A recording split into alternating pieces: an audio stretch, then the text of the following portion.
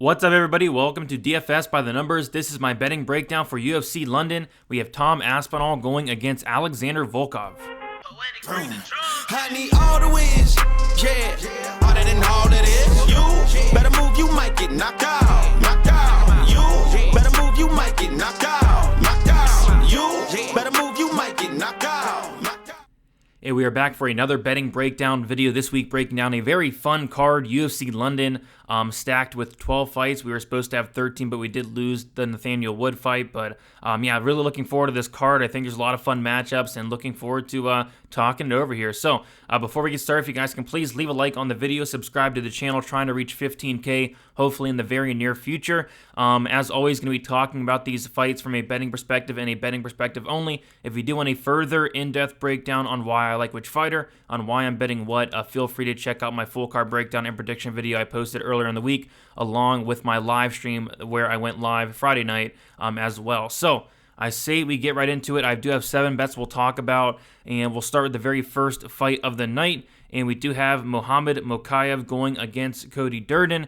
And if you guys know me, you guys know I've been trying to stay away from the parlays this year, and it's been working out phenomenally. But I feel like this week is a parlay card. I mean, there's a lot of very juiced favorites, a lot of very juiced props that definitely stick out, and I do have a parlay on this card, and Muhammad Mokayev is going to be part of that parlay. I have 2 units on Muhammad Mokayev parlayed with Paddy Pimblett, minus 161. I got that on Sunday. I figured, it's going to close over minus 200, and it currently is around like minus 210. So, yeah, I mean, I just took the 2 guys I felt most comfortable with. Of course, with these big favorites, there's going to be some red flags with them, and even, Pimblett and Mokayev has some red flags as well, but these were the 2 guys that I did feel most comfortable about. Muhammad Mokayev, this guy is a beast. He's very, very young.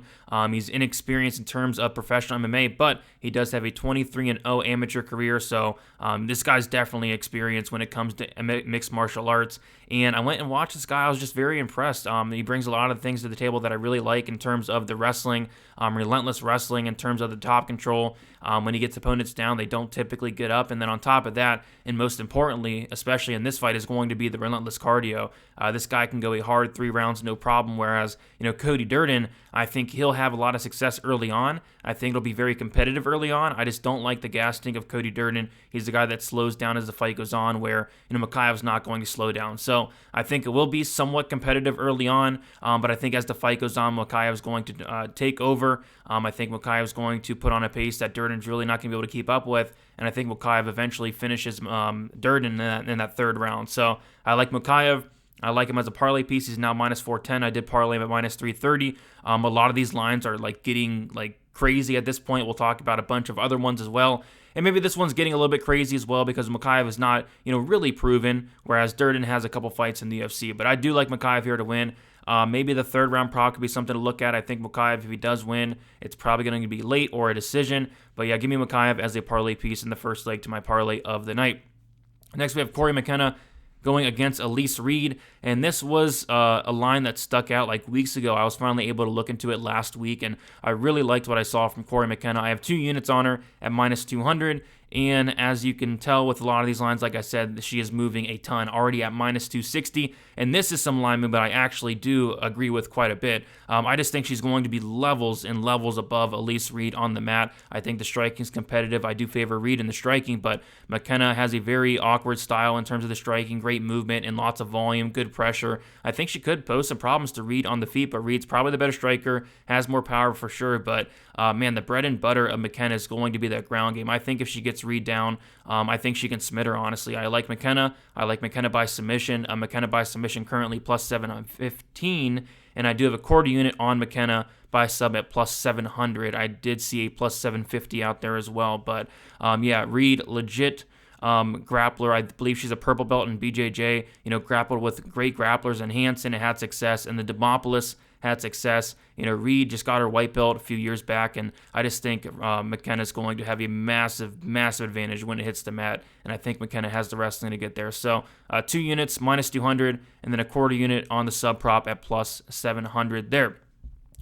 All right, let's keep moving on to Valeev going against Jack Shore. Jack Shore, very popular dog, and rightfully so, and I kind of somewhat agree with the line movement. I think it's going to be a very close fight. I like the striking of Valeev. I think he's going to have way more tools on the feet than Shore here, and I think he's going to be winning minutes on the feet. But, Shore is going to be able to close the distance, be able to take Valeev down. Maybe he has success there. It's a very close fight. I see why the line is closing. I thought that if the line actually flipped, and I was kind of expecting it to, that I might take a shot on Valeev, but I'm just going to pass here. If you got in on Jack Shore at like plus 154, congrats to you. I think that was a good line there. But yeah, this line should be probably close, and I do think Valeev should be favored. I will pick Valeev, but I don't want any action on this fight.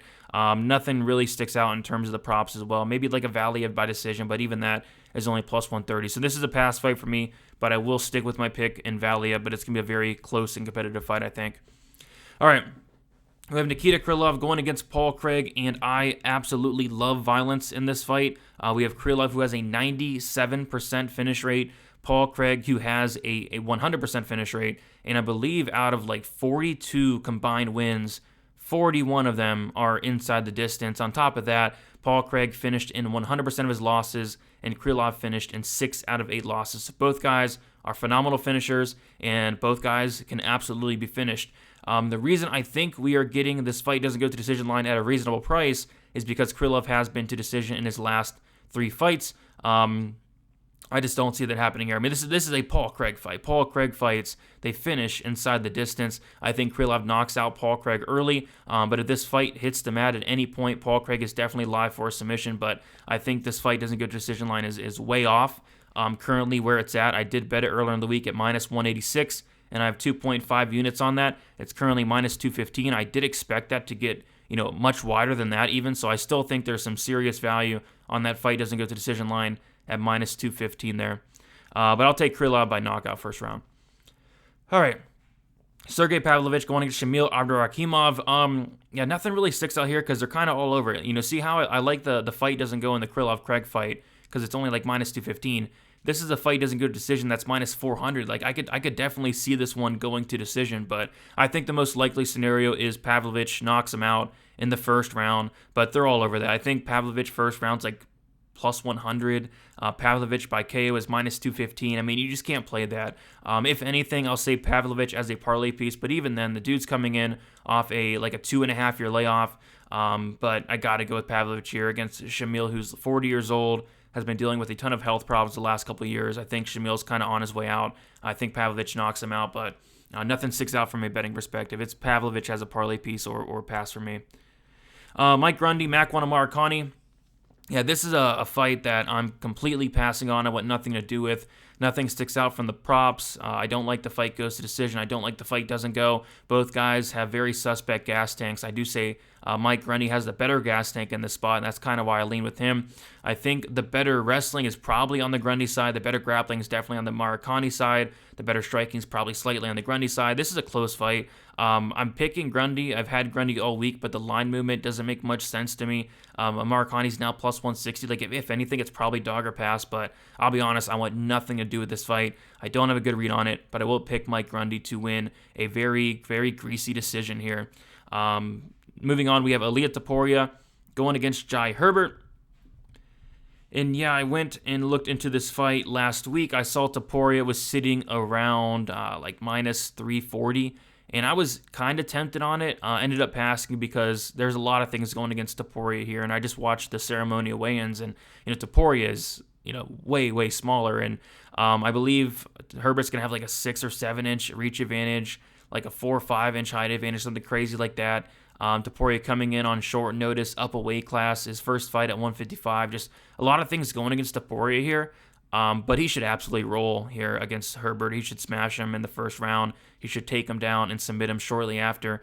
But again, there's things going against Topuria here. Herbert's a very, very good striker, a very dangerous striker. He's long, he's rangy, and he's huge compared to Topuria in this matchup. Minus 550, no thank you. I guess as a parlay piece, I guess, but even I wouldn't do that. I think the fight doesn't go minus 400 would be my parlay piece for this fight if I was to play anything.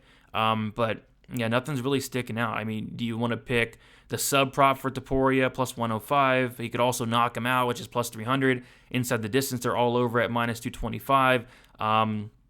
Yeah, nothing's sticking out. I was tempted on parlaying. The fight doesn't go at minus 400, but ended up passing there. I think that'd be my one look in this fight, but nothing else sticks out. If you like Herbert, I did see the KO on FanDuel at like plus 850. I do think that's his path to victory, but I think Topuria should smash here.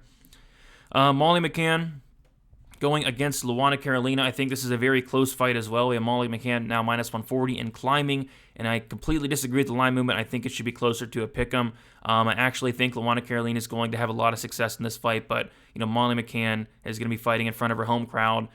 She's going to get a lot of cheers and all that good stuff, and she's going to walk forward where Carolina's kind of be on her back foot, and I think Carolina probably might even outland McCann in terms of the volume and stuff, but it's a greasy fight. Greasy decision. I think it could probably go either way. I'd take the plus money on Carolina, but this is kind of a hometown thing where I can see McCann losing the fight and still getting it there. So I'm going to take Carolina to pull off the upset, but don't have a ton enough confidence in it. But if I was forced to bet this fight, it would absolutely be on the dog here in Carolina. I would not lay chalk on Molly McCann.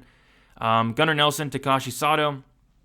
We have Gunnar Nelson minus 500. Sato plus 375, and minus 500 is a lot, for a guy that's not fought in 2.5 years, but kind of like the Topuria fight. I mean, if Gunnar Nelson gets his fight down to the mat even once, the fight's going to be over shortly after. Sato finished in all 4 of his losses, 3 by sub. Nelson's going to be much, much better on the mat. I think Nelson should sub him, but once again, the odds makers are all over this. The money line's juiced. The inside the distance line is juiced way too much for my liking now, minus 175, and then the submission prop is minus 150. I mean, that's just unbettable for me. I think the most likely scenario is that Gunnar Nelson a submission, but that line has definitely got away. I think I saw earlier in the week at minus 110. I wouldn't hate it there, but minus 150, just no point in that in my opinion. So I'm going to take Gunnar Nelson by submission, but passing on this fight as a whole. Paddy Pimblett, Rodrigo Vargas. And this is my parlay of the night I talked about earlier with Mokayev. I have Mokayev and Pimblett minus 161, 2 units on that. I did parlay Paddy at minus 410, but he's now sitting around minus 600 on some books, minus 550. And, it's a great matchup for Paddy Pimblett. I mean, I did not like what I saw from Vargas in terms of his takedown defense especially, but his get-up game is not there. He's content to kind of just lay on his back, throw up submissions, and that's not going to work against Paddy Pimblett here. I think the striking probably is, somewhat competitive. I do slightly favor Paddy Pimblett there, but I think the massive advantage is going to be on the mat. If Paddy Pimblett can get down Vargas, I think he either controls him for the entire round or submits him here. Paddy Pimblett for me is a parlay piece. Inside the distance, minus 170. I honestly don't like that because I could see Paddy Pimblett winning a decision. I could see him winning by knockout. I could see him winning by submission as well. I can see him winning by literally all 3 methods. So not touching the inside the distance or the decision, nothing like that. But I do like Paddy Pimblett as a parlay piece. Dan Hooker going against Arnold Allen. I do have a bet here. I have a bet on Dan Hooker plus 102, 1 unit. I did want to wait and see the weigh-ins on this one. And I'm glad I did. I did not quite miss out on the line. I did see Dan Hooker go to like plus 105, so I didn't miss out on that, but still got plus 102. And I thought he looked really good on the scales. I really did. I know a lot of people are going to disagree with me. I've seen a lot of people saying he looks bad, but he looked a lot better than I expected. He did wear the sunglasses, which I did not like, but other than that, I mean, the dude looked shredded. And then at the ceremonial weigh-ins, he looked fine. No shades at the ceremonial weigh-ins. I thought he looked really, really good, looked rehydrated. And if we do get the best version of Dan Hooker, down this weight class, I think he has a very good chance to beat Arnold Allen here. Arnold Allen, he's very good. He's the younger guy, but this is going to be a massive step up of competition. I mean, I was looking through the opponents of Arnold Allen, and this is going to be easily the hardest test of his career. Prior to this test, it was Sadiq Yusuff, and even in that fight, like Sadiq Yusuff was outlanding him in every single round.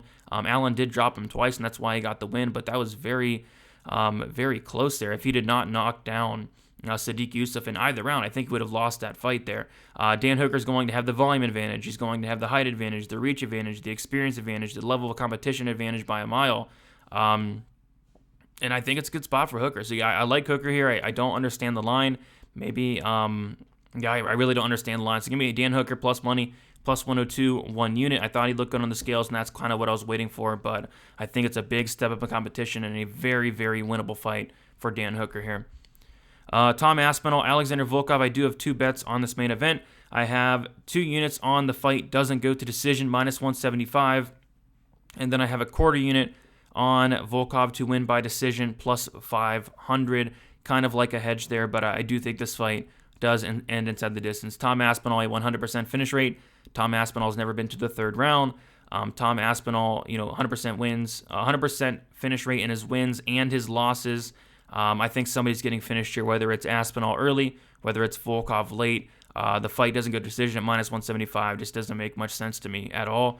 But if it does go to decision, I think Volkov takes it. And that's why I did do the plus 500 on Volkov by decision, because that's crazy.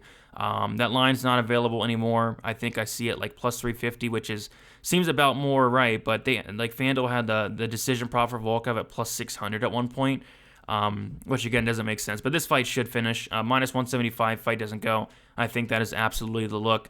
Both guys are finishers. Both guys can be finished. In terms of picking a fighter here, this is a tough fight. Probably, I'll say the toughest fight to call. And I'm a huge fan of Aspinall, but I need to see more. This is hopefully going to answer some questions if we do see Aspinall extended. And maybe he knocks out Volkov early, but I'm going to say that Aspinall has some success early, and then Volkov starts to take over and eventually finishes Aspinall in the later rounds. But yeah, it's a tough fight to call because I could absolutely see Aspinall maybe knocking out Volkov early. So fight doesn't go. I think covers both sides, and I think I'll go with Volkov here with not a ton of confidence. But that's about it. I do want to quickly recap the bets. Dan Hooker, plus 102, 1 unit. Corey McKenna, minus 200, 2 units on that. My parlay, Mokayev with Pimblett, minus 161, 2 units on that.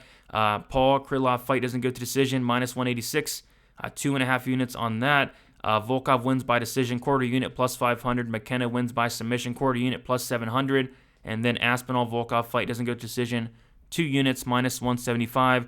Yeah, really chalky week. I don't love it from a betting perspective. I like my spots, but lots of chalk. So we'll see what happens. Some of these favorites probably crap the bed. I'd be careful with the parlays. Even I don't feel great about my parlay. I've been trying to stay away from them, but I do like, Patty and Mokayev to get it done. So we'll see what happens. Best of luck, everybody. Let's keep making money. It's been a phenomenal 2022, and hopefully we continue that through this week and the rest of the year as well. Best of luck, and we'll talk to you soon.